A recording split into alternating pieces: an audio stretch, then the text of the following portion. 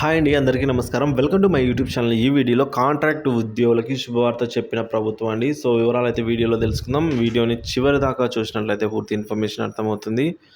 Video నచ్చినట్లయితే ఒక like చేయండి. ఇక వివరాలు చూసినట్లయితే కాంట్రాక్ట్ ఉద్యోగులకు శుభవార్త అండి. సో, పదవి విరమణ కాలం అయితే పొడిగింపు. ఆంధ్రప్రదేశ్లోని రాష్ట్ర స్థాయి అలాగే జిల్లా స్థాయి ప్రభుత్వ కార్యాలయాల్లో కాంట్రాక్ట్ బేస్ పైన విధులు నిర్వహిస్తున్న ఉద్యోగులకు ప్రభుత్వం శుభవార్త చెప్పింది.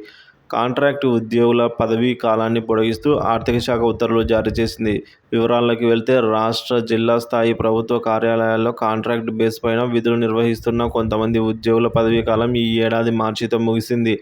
అయితే ఆయా విభాగాధిపతుల అభ్యర్థన మేరకు ఉద్యోగుల పదవీ కాలాన్ని వచ్చే ఏడాది మార్చి 31 వరకు పొడిగిస్తూ ఆర్థిక శాఖ నిర్ణయం తీసుకుంటుంది. దీంతో కాంట్రాక్ట్ బేస్ పైన విధులు నిర్వహిస్తున్న ఉద్యోగులు మరో సంవత్సరం పాటు యథావిధిగా విధులు నిర్వహించి జీతం తీసుకునే వెసులుబాటు అయితే ప్రభుత్వం కల్పించింది. ఇది శుభవార్త.